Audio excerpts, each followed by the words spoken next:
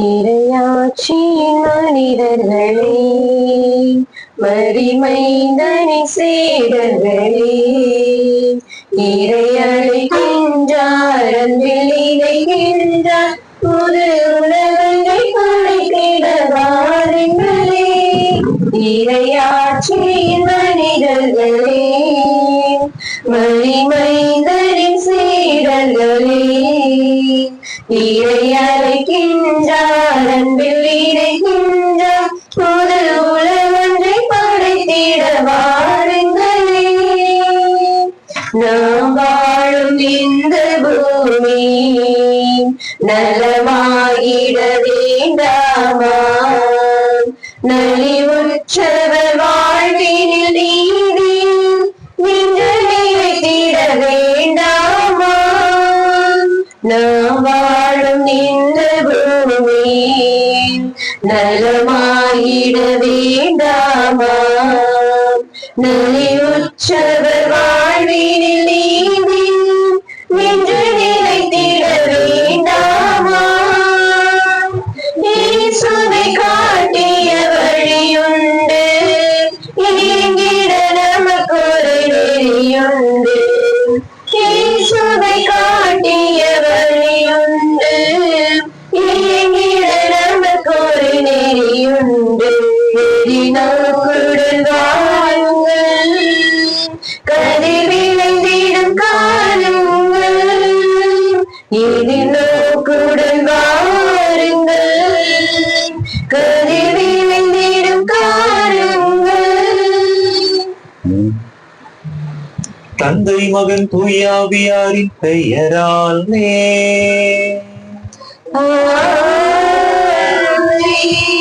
நம் ஆண்டவராகிய இயேசு கிறிஸ்துவின் அருளும் கடவுளின் அன்பும் தூய ஆவியாரின் நட்புறவும் உங்கள் அனைவரோடும் இருப்பதாக.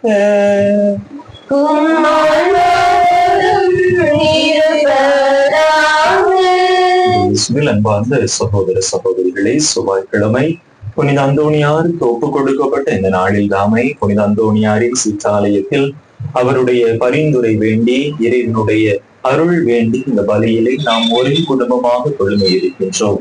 பல்வேறு தேவைகளை, எண்ண இயக்கங்களை, மன்றாட்டுகளை தாங்கியவர்களாக நாம் இந்த பலியிலே கலந்து கொள்கிறோம். நாம் நம்பிக்கையோடு இறைவனிடத்தில் கேட்கிற பொழுது அதை இறைவன் நமக்காக நிச்சயமாக தருவார் என்பது புனித அந்தோணியார் நமக்கு கற்றுத்தரக்கூடிய பாடமாக இருக்கின்றது. எனவே நம்பிக்கையின் உச்சத்தில் எந்தவித பதற்றமும், பயமும், கலக்கமும், சந்தேகமும் இல்லாமல் முழு மனதோடு நம்முடைய தேவைகளை எல்லாம் இந்த பலி பீடத்திலே இறைவனுடைய பாதத்திலே ஒப்பு கொடுப்போம். நிச்சயமாக நம்முடைய தேவைகளை இறைவன் நிறைவேற்றுவார் என்கின்ற உறுதியான, அசைக்க முடியாத நம்பிக்கை மனநிலையோடு இந்த பலியிலே நாம் பங்கேற்போம். தகுதியான விதத்தில் இந்த உயிருள்ள பலியை நாம் ஒப்பு கொடுக்க தடையாக இருக்கக்கூடிய நம்முடைய பாவங்கள், குற்றங்கள், குறைகள், பலவீனங்கள் அனைத்தையும் நினைத்து பார்த்து இறைவனிடத்திலே மன்னிப்பு வேண்டுவோம். எல்லாம் வல்ல இறைவனிடமும் சகோதர சகோதரிகளே, உங்களிடமும் நான் பாவி என்பதை ஏற்றுக்கொள்கிறேன். ஏனெனில் என் சிந்தனையாலும், சொல்லாலும், செயலாலும், கடமைகள் தவறியதாலும் பாவங்கள் பல செய்தேன். என் பாவமே, என் பாவமே, என் பெரும் பாவமே. ஆகையால் எப்பொழுதும் கன்னியான புனித மரியாதையும், புனிதர் அனைவரையும், சகோதர சகோதரிகளை உங்களையும் நம் தேவனாகிய ஆண்டவரிடம் எனக்காக வேண்டிக் கொள்ள மன்றாடுகிறேன். எல்லாம் வல்ல இறைவன் நம் மீது இரக்கம் வைத்து நம் பாவங்களை எல்லாம் மன்னித்து நம்மை நிலை வாழ்வுக்கு அழைத்து செல்வாராக. ஆமென். ஆண்டவரே இரக்கமாயிரும். ஆண்டவரே இரக்கமாயிரும். கிறிஸ்துவே இரக்கமாயிரும். கிறிஸ்துவே இரக்கமாயிரும். ஆண்டவரே இரக்கமாயிரும். ஆண்டவரே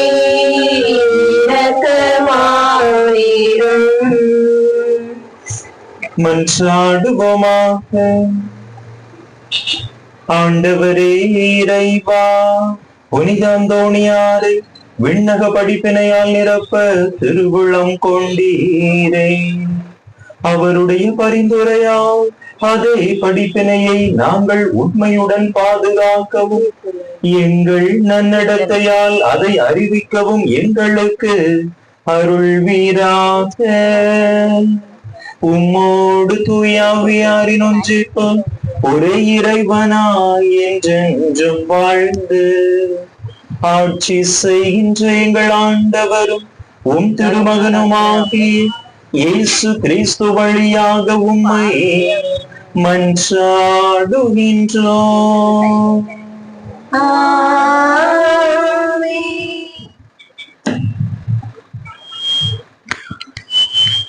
மக்கள், இன்றைய தெய்வீக திருப்பலியானது அருள் சகோதரி செல்வ ஜோஸ்பின் அவர்களின் பிறந்த நாள் நன்றி பலியாகவும் அவர்களுடைய இறை பணி சிறக்கும்படியாகவும் ஒப்புக் கொடுக்கப்படுகின்றது.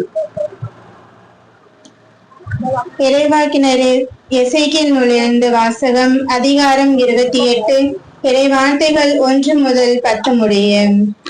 அந்நாட்களில் ஆண்டவரின் வாக்கு எனக்கு அருளப்பட்டது. மனிதன், தீர் நகரின் மன்னனுக்கு சொல், தலைவராகி ஆண்டவர் கூறுவது இதுவே: உன் இதயத்தில் செருக்கில் நானே கடவுள், நான் கடவுள் நடுவே கடவுளின் அரியணையில் வீற்றிருக்கிறேன் என்று சொல்கின்றாய். ஆனால் நீ கடவுளை போல் அறிவாளியாக இருப்பதாக எண்ணிடனும் நீ கடவுள் அல்ல. மனிதனே, தானியலை விட நீ அறிவாளிதான். மறைபொருள் எதுவும் உனக்கு மறைவாய் இல்லை. உன் ஞானத்தாலும் அறிவாலும் உனக்கு செல்வம் சேர்த்தாய். உன் கருவூலத்தில் பொன்னையும் வெள்ளியையும் குவித்தாய். உன் வணிக திறமையால் உன் செல்வத்தை பெருக்கினாய். உன் செல்வத்தினாலோ உன் இதயம் செருக்குற்றது.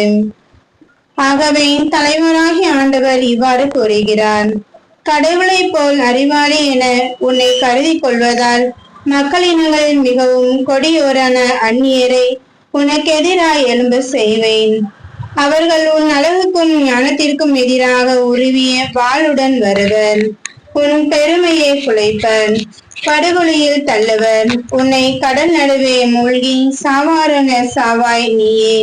அப்போது உன்னை கொள்வோரின் நடுவே நானே கடவுள் என்று சொல்வாயே.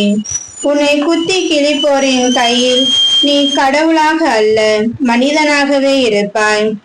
விட்டு சேதனம் செய்யப்படாதவனை போல் அந்நியர் கையால் நீ சாவாய். நானே உரைத்தேன் என்கிறார் தலைவராகி ஆண்டவர். ஆண்டவர் வழங்கும் அருள்வாக்கு. பதிலுரை பாடல் பல்லவி. கொல்பவரும் நானே, உயிர் அளிப்பவரும் நானே. கொல்பவரும் நானே, உயிர் அளிப்பவரும் நானே. நான் சொன்னேன், அவர்கள் எத்திகிலும் சிதறடிப்பேன். அவர்களது நினைவு மனிதரிடமிருந்து அற்றுப்போக செய்வேன். ஆயினும் எங்கள் கைகள் வலிமையானவை, இதையெல்லாம் ஆண்டவர் செய்யவில்லை என்று அவர்களின் பகைவர் திருத்தி பேசுவர் என்பதாலும் பகைவனின் பழி சொல்லுக்கு அஞ்சியும் வாழாவிருந்தேன். பல்லவி. கொல்பவரும் நானே, உயிர் அளிப்பவரும் நானே. அவர்கள் புத்தி கெட்ட மக்கள், அவர்களிடம் விவேகம் சிறிதும் இல்லை. ஒரே ஆள் 1000 பேரை துரத்துவதும் 2 பேர் 16,000 பேரை விரட்டுவதும் அவர்களது பாறை அவர்களை விற்றுவிட்டதால் அன்றோ, அவர்களின் கடவுள் அவர்களை கைவிட்டதால் அன்றோ. பல்லவி. கொல்பவரும் நானே, உயிர் அளிப்பவரும் நானே. அவர்களது அழிவு நாள் அண்மையில் உள்ளது. அவர்களுக்கு வரப்போகும் கொடுமைகள் தீவிரமாயிருக்கின்றன. அவர்கள் ஆற்றல் இழந்து விட்டவர்கள் எனவும் அடிமையோ குடிமகனோ எவனும் இல்லை எனவும் காணும் போது ஆண்டவரை அவர் மக்களுக்கு தீர்ப்பிடுவார். பல்லவி. கொல்பவரும் நானே, உயிர் அளிப்பவரும் நானே. அல்லேலூயா, அல்லேலூயா, அல்லேலூயா, அல்லேலூயா, அல்லேலூயா, அல்லேலூயா. நம் ஆண்டவர் இயேசு கிறிஸ்து செல்வராயிருந்தும் அவருடைய இயல்பை நாள் நீங்கள் செல்வராகுமாறு உங்களுக்காக ஏழையானார். அல்லேலூயா அல்லேலூயா அல்லேலூயா அல்லேலூயா. ஆண்டவர் உங்களோடு இருப்பாராக.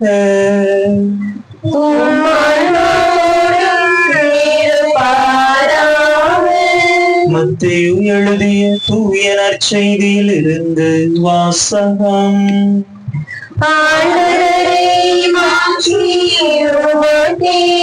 மத்தேயு எழுதிய தூய நற்செய்தி அதிகாரம் 19 இறை வசனங்கள் 23 முதல் 30 முடிய. மத்தேயு எழுதிய தூய நற்செய்தி அதிகாரம் 19 இறை வசனங்கள் 23 முதல் 30 முடிய. அக்காலத்தில் இயேசு தம் சீடரிடம், செல்வர் விண்ணரசில் புகுவது கடினம் என நான் உங்களுக்கு உறுதியாக சொல்கிறேன். மீண்டும் உங்களுக்கு கூறுகிறேன், செல்வர் இறையாட்சிக்கு உட்படுவதை விட ஊசியின் காதில் ஒட்டகம் நுழைவது எளிது என்றார். சீடர்கள் இதை கேட்டு, அப்படியானால் யார்தான் மீட்பு பெற முடியும் என்று கூறி மிகவும் வியப்படைந்தார்கள். இயேசு அவர்களை கூர்ந்து நோக்கி, மனிதரால் இது இயலாது, ஆனால் கடவுளால் எல்லாம் இயலும் என்றார். அதன் பின்பு பேதுரு இயேசுவை பார்த்து, நாங்கள் எல்லாவற்றையும் விட்டு உம்மை பின்பற்றியவர்களாயிற்றே, எங்களுக்கு என்ன கிடைக்கும் என்று கேட்டார். அதற்கு இயேசு, புது படைப்பின் நாளில் மானிட மகன் தமது மாட்சிமிகு அரியணையில் வீற்றிருப்பார். அப்போது என்னை பின்பற்றிய நீங்களும் இஸ்ரேல் மக்களின் 12 குலத்தவருக்கும் நடுவர்களால் 12 அரியணைகளில் வீற்றிருப்பீர்கள் என உறுதியாக உங்களுக்கு சொல்கிறேன். மேலும் என் பெயரின் பொருட்டு வீடுகளையோ சகோதரர்களையோ சகோதரிகளையோ தந்தையையோ தாயையோ பிள்ளைகளையோ நிலபுலங்களையோ விட்டு எவரும் 100 மடங்காக பெறுவர், நிலை வாழ்வையும் உரிமை பேராக பெறுவர். ஆனால் முதன்மையானோர் பலர் கடைசியாவர், கடைசியானோர் பலர் முதன்மையாவர் என்று அவர்களிடம் கூறினார். ஆண்டவரின் அருள்வாக்கு. கிறிஸ்துவே உமக்கு புகழ்.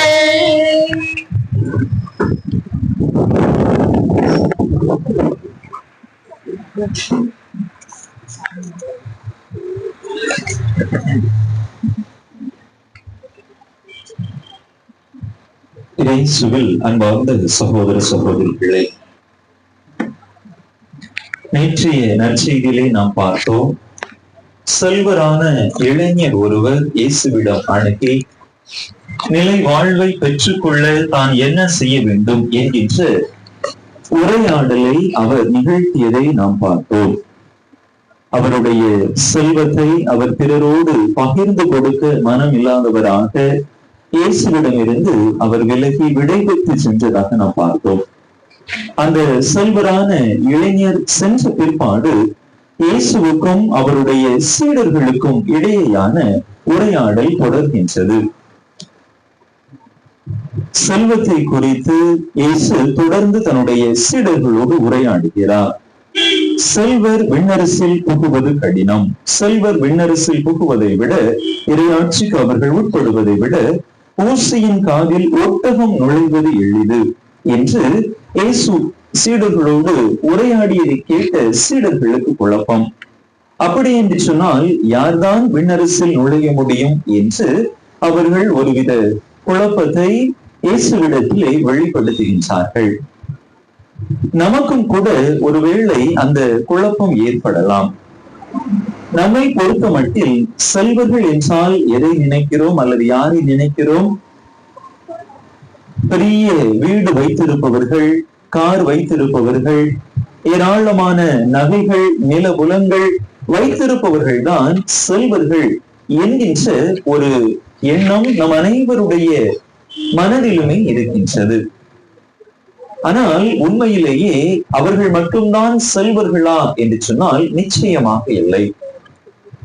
இந்த செல்வம் என்கின்ற இந்த ஒரு அளவு, இந்த ஒரு நிலைப்பாடு பல நிலைகளில் அளவிடப்படக்கூடிய ஒன்றாக இருக்கின்றது. ஏழை ஒருவரை நாம் எடுத்துக்கொள்வோம்.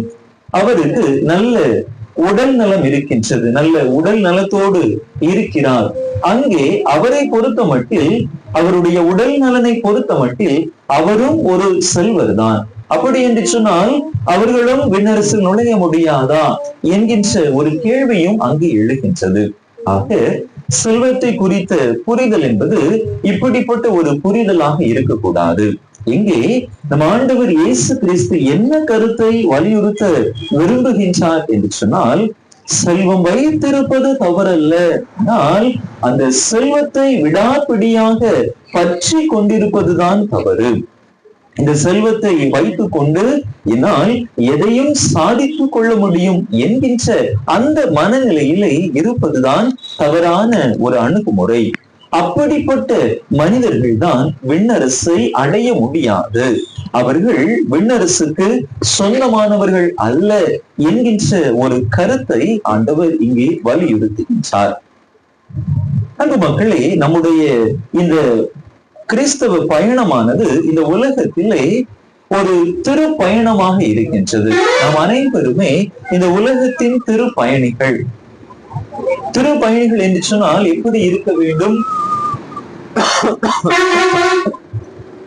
இந்த உலகத்தின் மீது நாம் பற்றற்றவர்களாக இருக்க வேண்டும். புனித லோயலா இஞ்ஞாசியாரும் இதே கருத்தை அருமையாக வலியுறுத்தி சொல்லுவார். நாம் அனைவருமே இந்த உலகத்தின் திருப்பயணிகள். உதாரணத்திற்கு நாம் ஒரு புண்ணிய ஸ்தலத்திற்கு திருப்பயணமாக செல்கிறோம். அவ்வாறு செல்கிற பொழுது நாம் என்ன செய்வோம்? ஆலயத்திற்கு செல்வோம், நம்முடைய வழிபாடுகளை மேற்கொள்வோம், சில நாட்கள் தங்கி இருந்து விட்டு அங்கிருந்து கிளம்பி விடுவோம். நாம் அப்படி புண்ணிய இடங்களுக்கு, புண்ணிய திருத்தலங்களுக்கு செல்லுகின்ற பொழுது யாரும் அங்கே ஒரு பெரிய வீடு கட்டி குடியிருப்பது கிடையாது. அங்கிருந்து நம்முடைய வழிபாட்டை நிகழ்த்திவிட்டு நாம் நம்முடைய பணியை, பயணத்தை தொடர்ந்து கொண்டே இருப்போம். அதே போலத்தான் நம்முடைய இந்த உலக வாழ்வும். அப்படிப்பட்ட ஒரு மனநிலையிலே நாம் வாழ கற்றுக்கொள்ள வேண்டும்.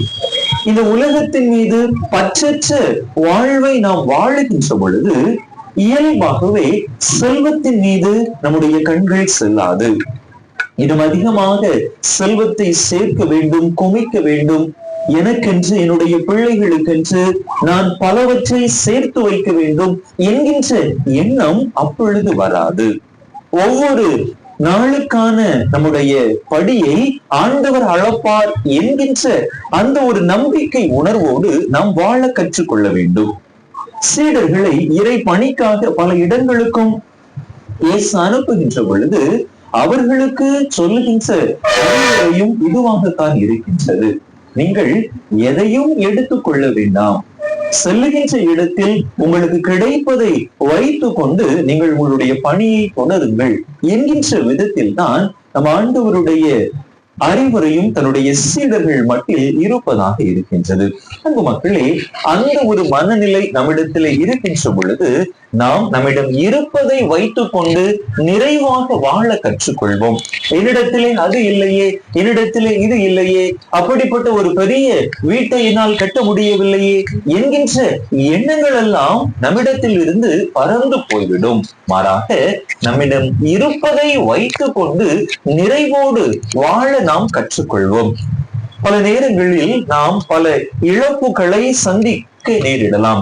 அது பண இழப்பாக இருக்கலாம், அல்லது நம்முடைய உடைமைகளை, நம்முடைய நிலபுலங்களை, வயல்வெளிகளை இழக்கக்கூடிய, அல்லது அவற்றிலே சில நேரங்களில் ஒரு பெரிய நஷ்டத்தை சந்திக்கக்கூடிய வாய்ப்புகள் கூட நமக்கு நேரிடலாம். இறைவனை நாம் மையமாக வைத்து இறைவனில் நம்முடைய நம்பிக்கையை வேரூன்றியவர்களாக நாம் வாழுகின்ற பொழுது அந்த இழப்புகள் நமக்கு பெரியதாக தெரியாது. அவ்வாறு இல்லாமல் அவற்றின் மீது நாம் பற்று கொண்டு விட்டோம் என்று சொன்னால் சிறிய இழப்பு கூட நமக்கு பெரிய அளவிலான தாக்கத்தை, காயத்தை ஏற்படுத்திவிடும். இறை உறவில் இருந்து அவை நம்மை விலக்கி கொண்டு போய்விடும். ஆனால் நாம் அவற்றின் மீது பற்றின்றி வாழுகின்ற பொழுது, பற்று இல்லாதவர்களாக இருக்கின்ற பொழுது நிச்சயமாக நம்முடைய வாழ்வை அமைதியாக, தொடர்ந்து மகிழ்ச்சியாக நம்மால் வாழ முடியும். அதைத்தான் அபக்கூக் இறைவாக்கினர் அருமையாக குறிப்பிடுவார். 3வது அதிகாரத்திலே 17, 18 இறை வசனங்களை நாம் வாசிக்கின்ற பொழுது தெரியும்.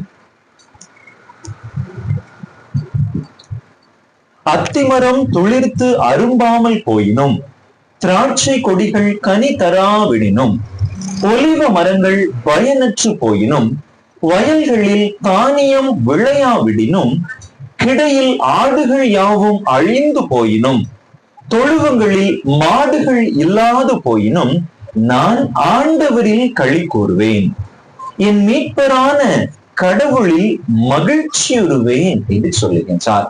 மக்களே, நாம் எவற்றையெல்லாம் இழந்தாலும், நம்முடைய செல்வங்கள் எல்லாம் நம்மை விட்டு தூர போனாலும் கூட நாம் அமைதியாக ஆண்டவரில் மகிழக்கூடியவர்களாக இருப்போம்.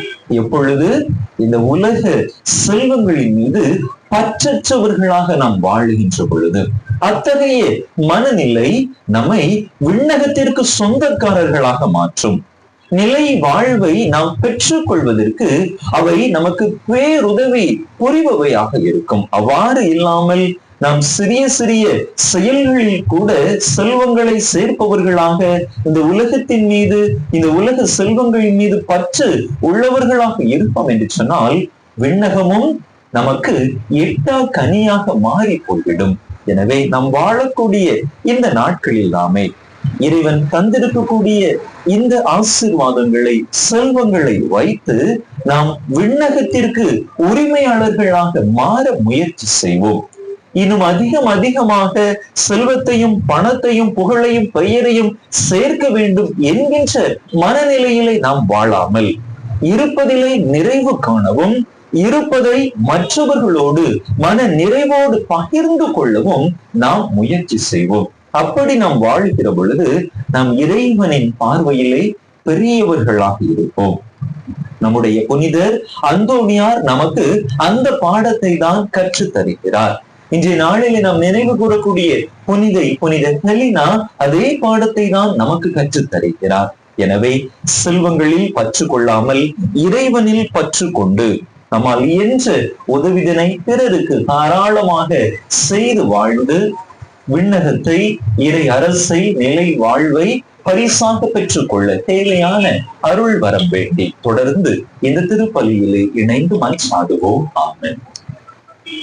பொன்னும் மணியும் இல்ல, பூவும் பொருளும் இல்ல, மல்லிப்பூவாய் மனம் இருக்கு, உன்னால பதம் படைத்தாள் போதும் எனக்கு. பொன்னும் மணியும் இல்ல, பூவும் பொருளும் இல்ல, மல்லிப்பூவாய் மனம் இருக்கு, உன்னால பதம் படைத்தாள் போதும் எனக்கு. வந்தே வந்தே இறைவா, இறை தந்தை தந்தை தலைவா, வந்தே வந்தே இறைவா, இறை தந்தை தந்தை தலைவா. பொன்னும் மணியும் இல்ல, பூவும் பொருளும் இல்ல, மல்லிப்பூவா என்ற மனம் இருக்கு, உன்வாழ பதம் படைத்தாள் போதும் எனக்கு. உள்ளமெல்லாம் வந்திருக்கு, உன் சொல்படி நடக்கிற தந்திருக்கு, உள்ளமெல்லாம் வந்திருக்கு, உன் சொல்படி நடக்கிற தந்திருக்கு, இதயத்தில் நிறைவேற்கு.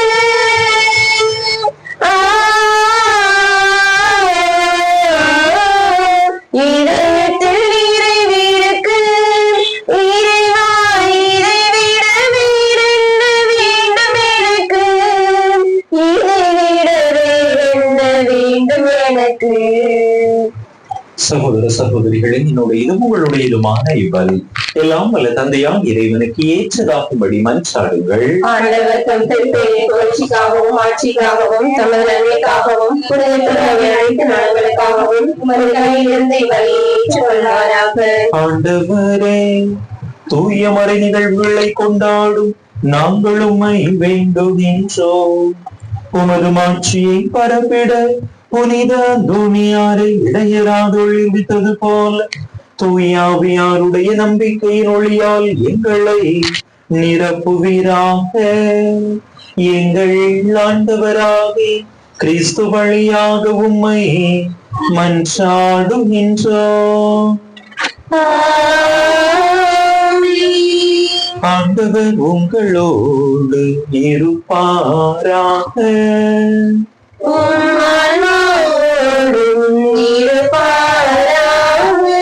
இதயங்களை மேலே எழுப்புங்கள்.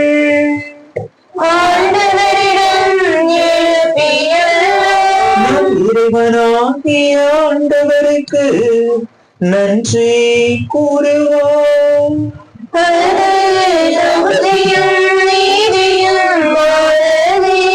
ஆண்டவரே, தூயவரான தந்தையே, என்றுமுள்ள எல்லாம் வல்ல இறைவா, எங்கள் ஆண்டவராகிய கிறிஸ்து வழியா என்னாலும் எவ்விடத்திலும் நாங்கள் உமக்கு நன்றி செலுத்துவோம். மெய்யாகவே தகுதியும் நீதியுமாகும், எங்கள் கடமையும் மீட்புக்குரிய செயலுமாகும். ஏனெனில் புனித அந்தோணியாருடைய நினைவு உமது திருவை மகிழ்ந்திருக்க செய்கின்றேன். அவருடைய இறை பற்றுமிக்க வாழ்க்கை நெறியின் எடுத்துக்காட்டா அதற்கு வலுவூட்டுகின்றேன். அவருடைய படிப்பினையால் பயிற்றுவிக்கின்றேன். அவருடைய மன்றாட்டால் பாதுகாத்து வருகின்றேன். ஆகவே வானதூதர் புனிதர் அனைவரோடும் சேர்ந்து நாங்களும் உமக்கு புகழ்ச்சி பண்ணி செய்து முடிவின்றி ஆர்ப்பரித்து பாடுவதாவது. தூயது தூயது தூயது படைகளின் கடவுளமாண்டது. விண்ணகமும் மன்னகமும் உமது மாட்சியால் நிறைந்துள்ளன. உன்னதங்களிலே ஓசன்னா, உன்னதங்களிலே ஓசன்னா. ஆண்டவர் பெயரால் வருகிறவர் ஆசி பெற்றவர். உன்னதங்களிலே ஓசன்னா, உன்னதங்களிலே ஓசன்னா.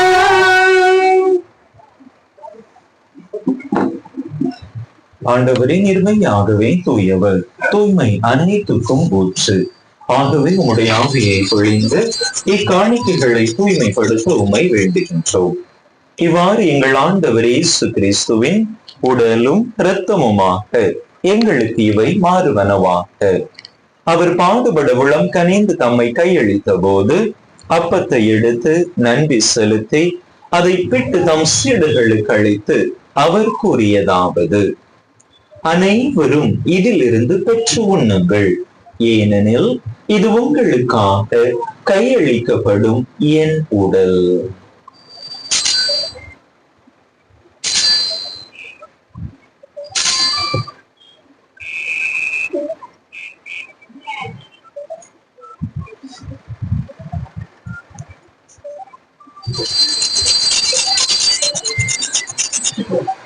அவ்வண்ணமே இரவு விருந்தை அருந்திய பின் கிண்ணத்தையும் எடுத்து மீண்டும் உமக்கு நன்றி கூறி தம் சீடர்களுக்கு அளித்து அவர் கூறியதாவது: அனைவரும் இதிலிருந்து பெற்று பருகுங்கள், ஏனெனில் இது புதிய நிலையான உடன்படிக்கைக்குரிய என் இரத்தத்தின் கிண்ணம்.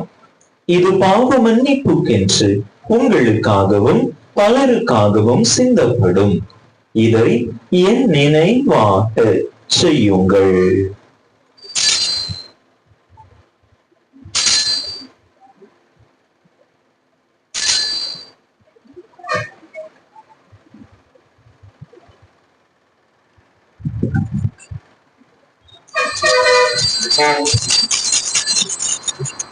நம்பிக்கை மறைபொருள். ஆண்டவரே, நீர் வருவரும் உமது இறப்பினை அறிக்கையிடுகின்றோம். உமது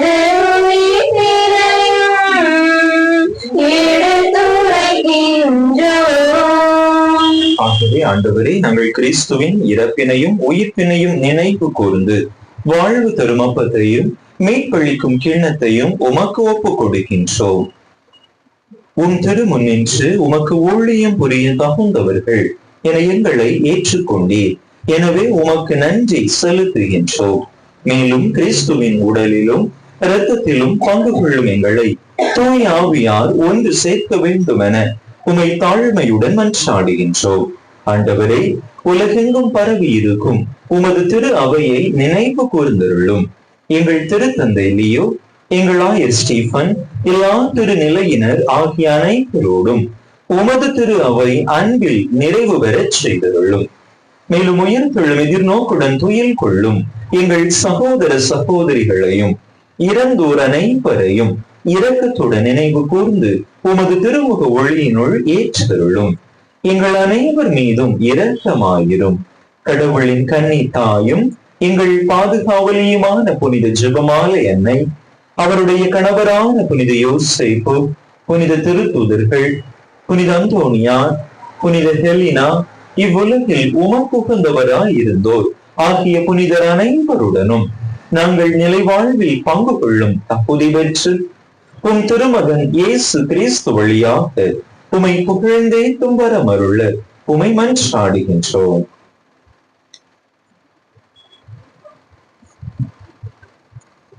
இவர் வழியாக இவரோடு இவரில் எல்லாம் இறைவனாகிய தந்தையே, தூயாவியாரின் ஒன்றிற்கு எல்லா புகழும் மாட்சியும் என்றென்றும் உமக்கு உரியதே.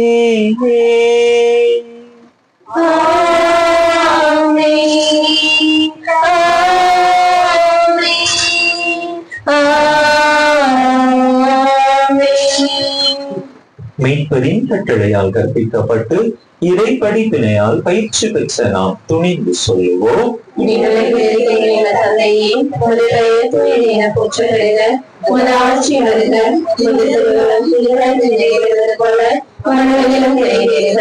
எங்கள் அன்றாட உணவை இன்று எங்களுக்கு தாரும். எங்களுக்கு எதிராக குற்றம் செய்வோரை நாங்கள் மன்னிப்பது போல எங்கள் குற்றங்களை மன்னியும். எங்களை சோதனைக்கு உட்படுத்தாதையும் தீமையிலிருந்து எங்களை விடுவித்தருளும். ஆண்டவரே, தீமை அனைத்தில் இருந்து எங்களை விடுவித்து எங்கள் வாழ்நாளில் அமைதியை கனிவுடன் அருள உமை மன்றாடுகின்றோம். உமது இரக்கத்தின் உதவியால் நாங்கள் பாவத்தில் இருந்து எப்போதும் விடுதலை பெற்று யாதொரு கலக்கமுமின்றி நலமாய் இருப்போமாக.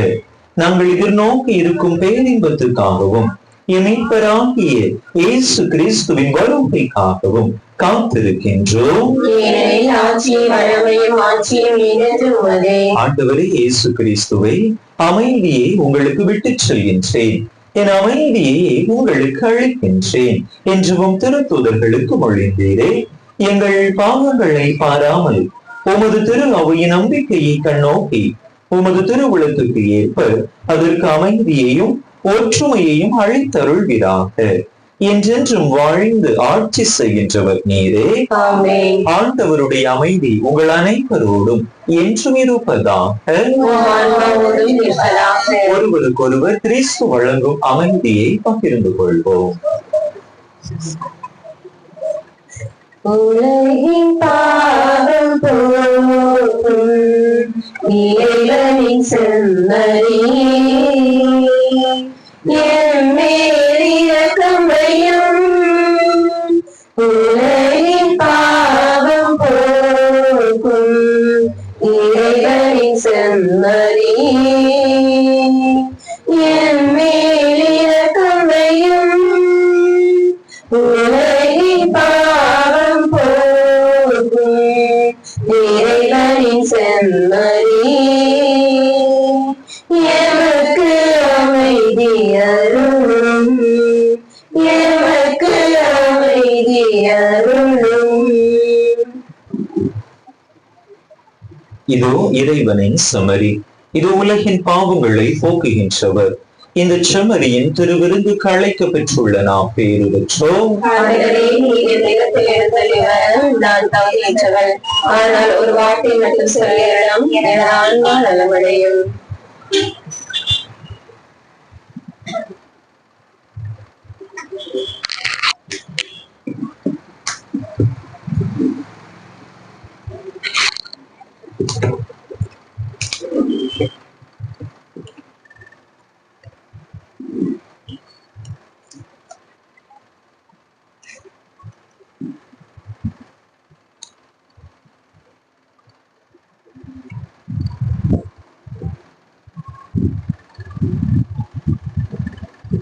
நீதானே சொந்தமே,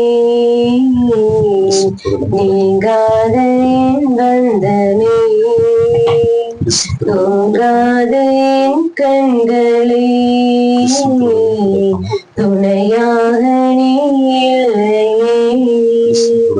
இன்னுயிரானவாம் இன்னுறவானவாம், மகிழ்வாக என் வாழ்வை தினம் காப்பவாம், என்னுடன் வாழவாம், என் துயர் போக்கவாம், என் நெஞ்சோடு என்னை சேர்த்து தாளாட்டவாம்.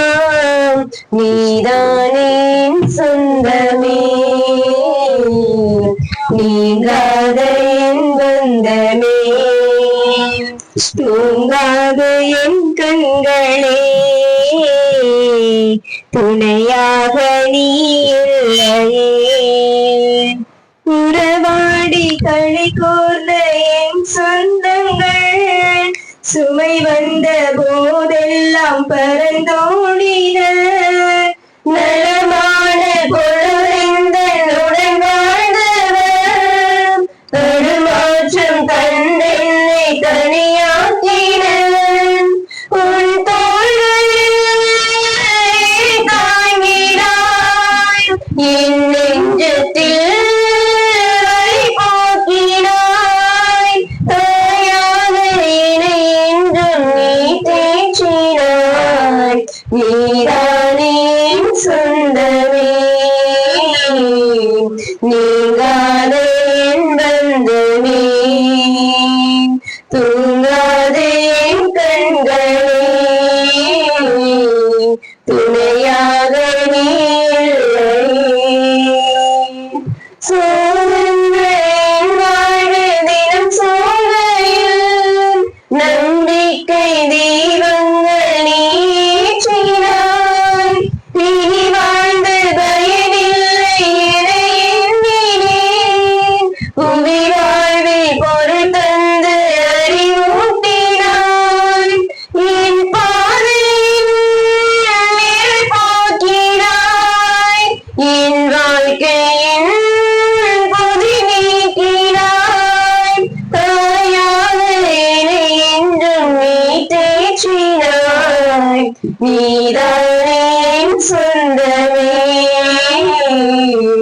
நீங்காத என் பந்தமே, தூங்காத என் கண்களே, துணையாக நீ இல்லையே.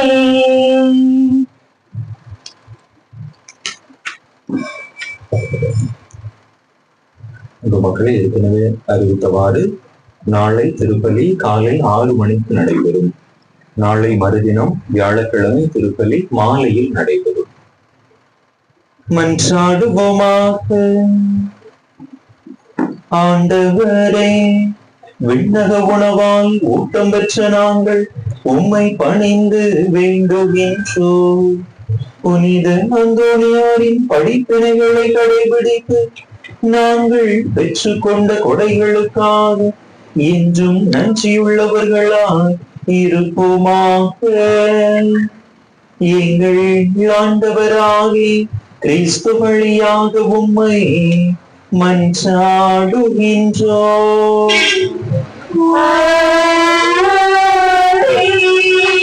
ஆண்டவர் உங்களோடு இருப்பாராக.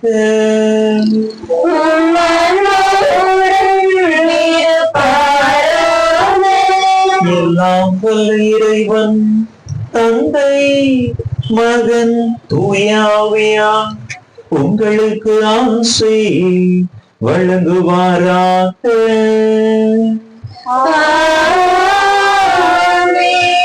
இறையாசிரை நிறைவாக பெற்றவர்களாக சென்று வாருங்கள். திருப்பலி நிறைவேறிற்று.